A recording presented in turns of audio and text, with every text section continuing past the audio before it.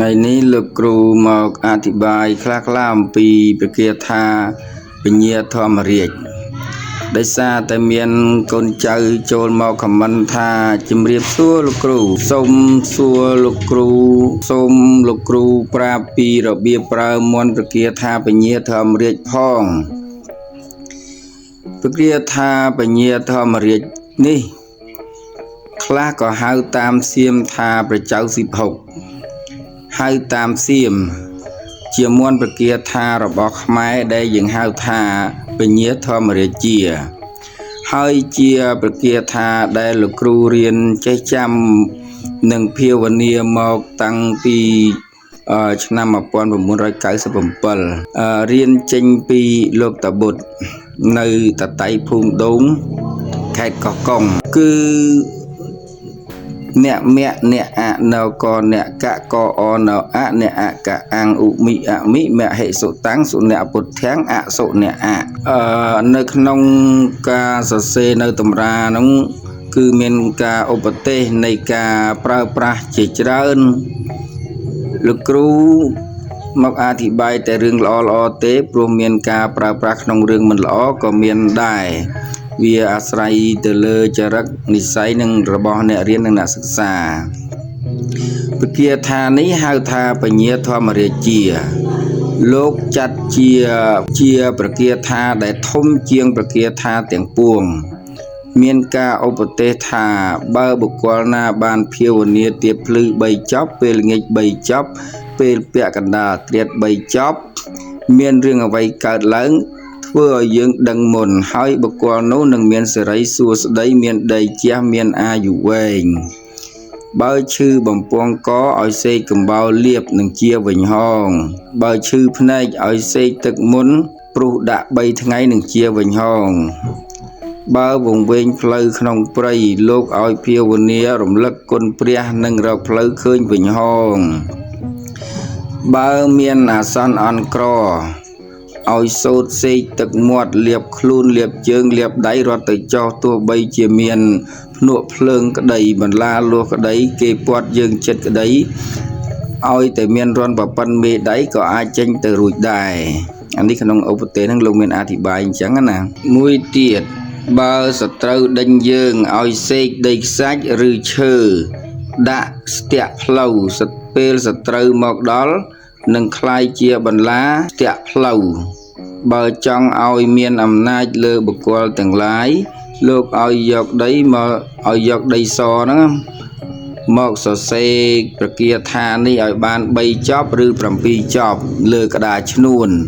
រួចក៏លុបហើយយកកំទេចដីនោះមកលាបលើខ្លួនសត្រូវឃើញយើងខ្លាចបាក់បបខ្លោបខ្លាចឃើញយើងភ័យស្លន់ស្លោហើយធ្វើអ្វីយើងមិនបានឡើយបើចង់ឲ្យសត្រូវរកយើងមិនឃើញលោកឲ្យ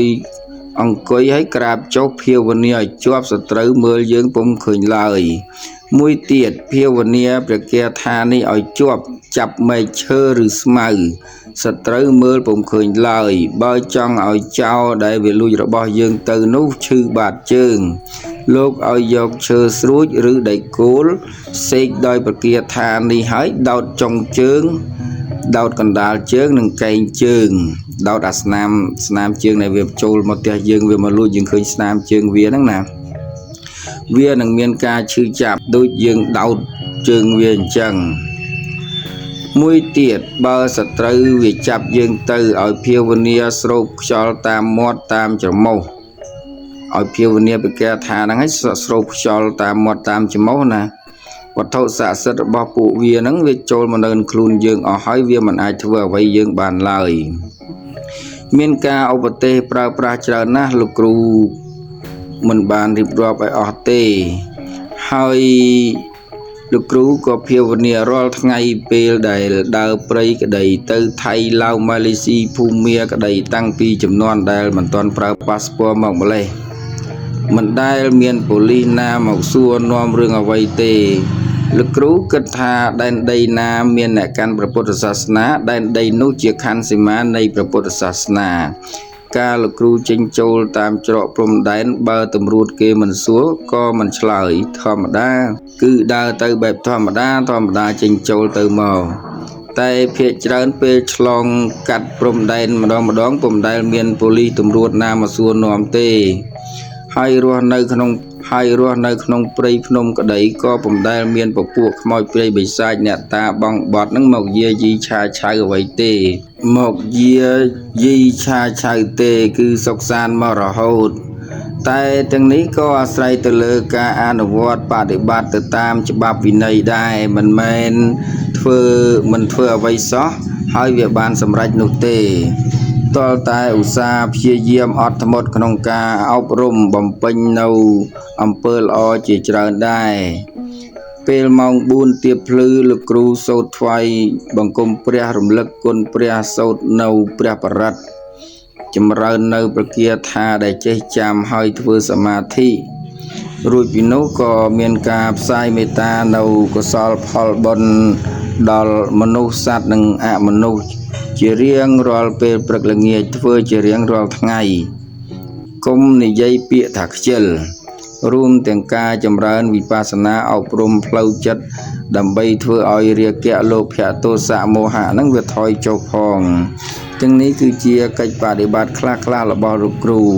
ហើយនៅមានកិច្ចបដិបត្តិជាច្រើនទៀតដែលលោកគ្រូមិនអាចរៀបរាប់បានក្បោះក្បាយបានទេ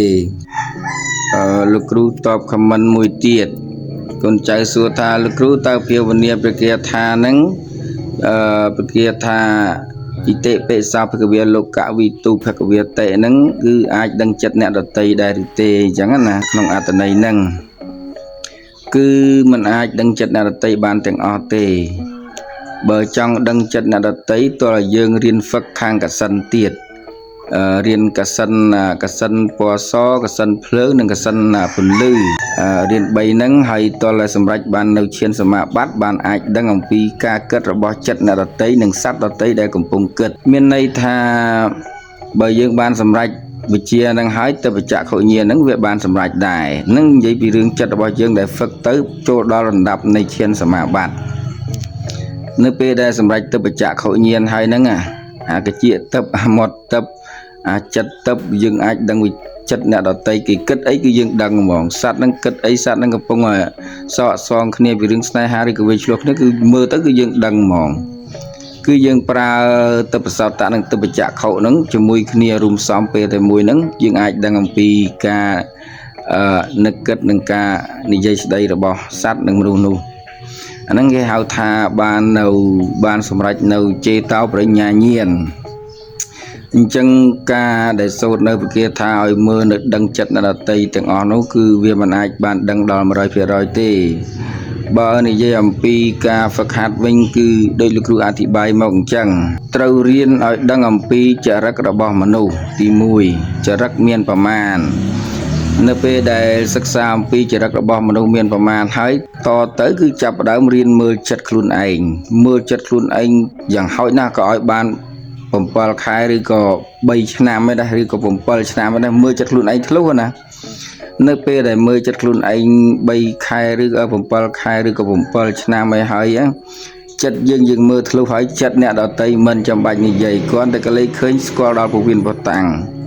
អាហ្នឹងលោកគ្រូប្រាប់អំពីវិធីសាស្ត្រហើយជាពិសេសហ្នឹងគឺការហ្វឹកអប់រំខាងកសិនគឺកសិនភ្លើងហៅថាទេជោកសិនកសិនពន្លឺហៅថាអាលោកកសិនហើយនិងកសិនពណ៌សហៅថាអោទាសកសិណាំងអាហ្នឹងកសិន3ហ្នឹងគឺយើងរៀនទៅនឹងអាចដឹងអំពីចិត្តអ្នកដតីការគិតរបស់អ្នកដតីហើយបើសិនជាយើងហ្វឹកសម្រេចឲ្យបានដល់ឈានសមាបត្តិអានេះណាហ្វឹករហូតដល់ចិត្តយើងមានសមាធិដល់